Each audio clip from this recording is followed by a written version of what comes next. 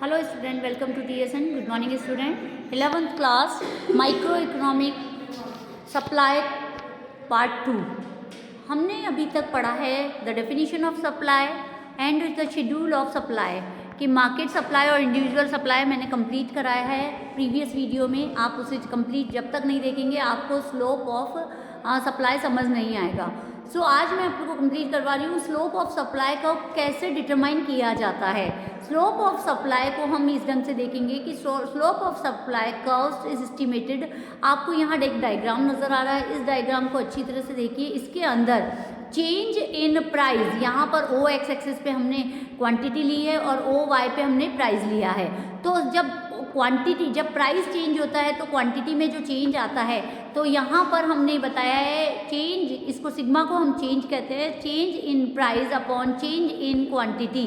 तो ये हमारा सप्लाई कर्व का एक डिटरमाइन करने का फॉर्मूला है. सो इट्स इक्वल टू, यहाँ पर डायग्राम में हमने यहाँ पर जो चेंज है ये सप्लाई कर्व है, यहाँ पर जो चेंज आया है इसको देखेंगे ए बी. तो प्राइस कितना हो गया, ए बी चेंज हुआ है हमारा जबकि पहले था बी ए. तो यहाँ पर ए बी से upon B C change in quantity हो गया. इस फिगर को अच्छी तरह से देखिए. शोज टू, अब यहाँ पे बताता है shows the rate at which the price of a commodity change the corresponding to a unit change in a quantity supply. जब एक यूनिट के चेंज होने से प्राइस में कितना चेंज, प्राइस के चेंज होने से एक यूनिट में कितना चेंज आया है, the ratio is change in price upon change in quantity is constant at all points of a straight line supply curve. ये एक सप्लाई कर्व पे चेंज का मेंशन करता है हमें कि किस ढंग से चेंज होता है. It points to the fact that the slope of a straight line supply curve is constant. इसीलिए ये बताता है हमें कि ये सप्लाई जो स्लोप है वो स्ट्रेट लाइन का कांस्टेंट है. So or that there is a linear relation between price and quantity supply. So यहाँ supply और price के बीच में linear relation कहलाते हैं जो कि हम positive relation भी कहते हैं. Now अब आता है हमारा supply function. हम किस ढंग से सप्लाई को डिटरमाइन करते हैं, डिटरमिनेंट्स कौन कौन से होते हैं वो हम पढ़ेंगे. Supply function studies the functional relationship between supply of a commodity and its various determinants. Determinants मतलब कौन कौन सी ऐसी चीज़ें होती है जो सप्लाई को इफेक्ट करती है. The supply of a commodity mainly depend on its own price. Main चीज़ है सबसे ज़्यादा वो अपने प्राइस पे डिपेंड करती है. The other determinants are price of a related goods, number of firms in the industries, goal of the firm, क्या क्या लक्ष्य रखे गए हैं फर्म के, price of a factor of a production कि कैसे प्रोडक्शन का कितना प्राइस आया है, स्टेट ऑफ टेक्नोलॉजी, बिजनेस और expectations and government policies. So यहाँ पर हम फंक्शन को इस ढंग से लिख सकते हैं एस एक्स. एस एक्स मतलब सप्लाई ऑफ कमोडिटी. इसको हम फंक्शन एफ क्या करता है, डिनोट करता है फंक्शन रिलेशन को, और पी एक्स किसको करता है, on price of a commodity कि उस एस कमोडिटी की प्राइस क्या है, और P R price of related good. यदि किसी दूसरी गुड्स की प्राइस कम या ज़्यादा होती है तो सप्लाई पे जरूर इफेक्ट पड़ता है. एन एफ मतलब number of firms of A industry.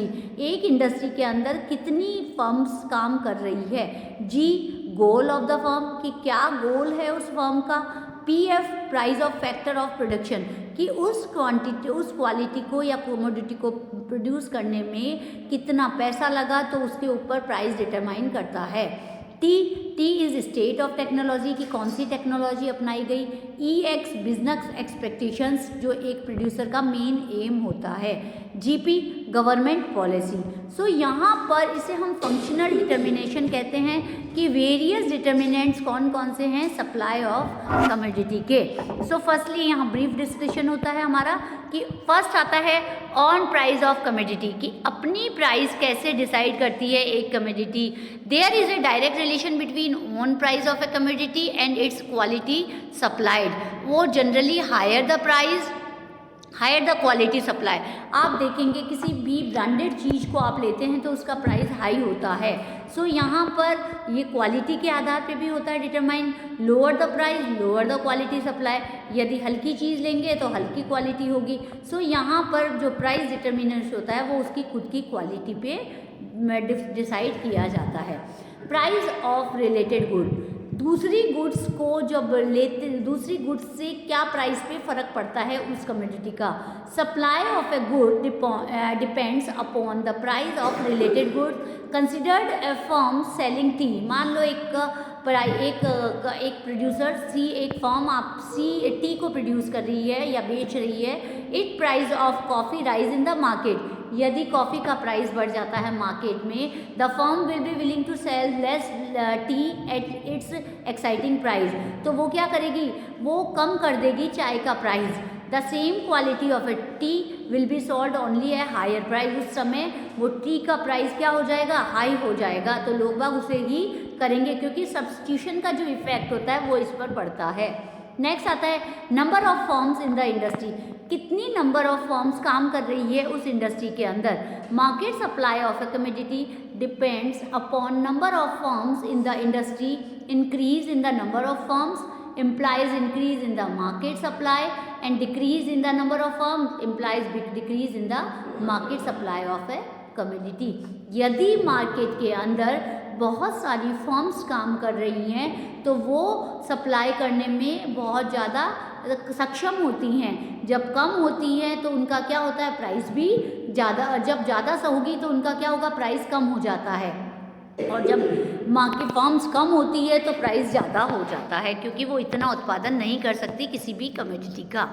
Next आता है गोल ऑफ द फर्म, कोई भी फर्म अपना गोल कैसे डिसाइड करती है। If a goal of a firm is a maximum profit, यदि मैक्सिमम प्रॉफिट उसका गोल बना रखा है तो more quantity of the commodity will be offered only a higher price, कि वो सारी क्वांटिटी जो है वो कमोडिटी की, किसी भी कमोडिटी की, वो क्या करेगी, हायर प्राइस पे बेचेगी।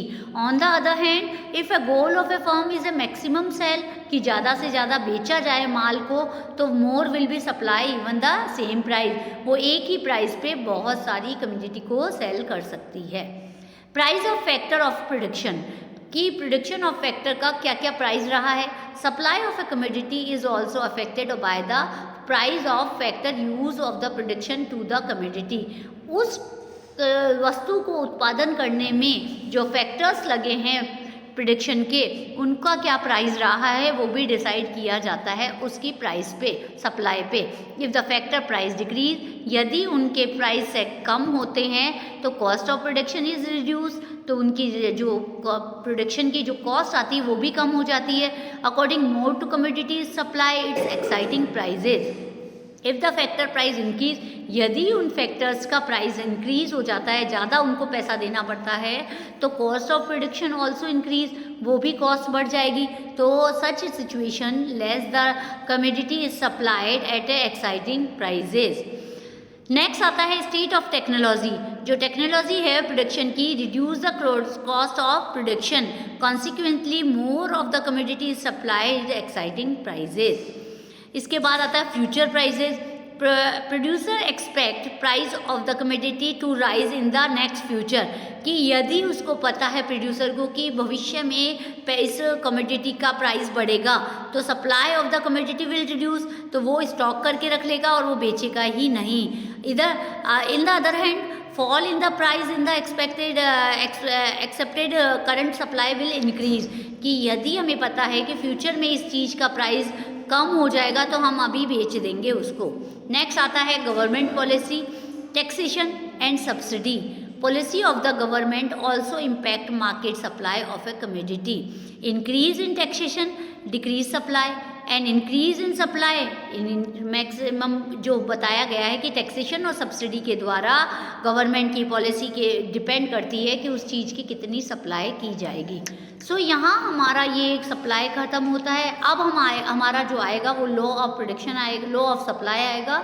Till then keep watching student.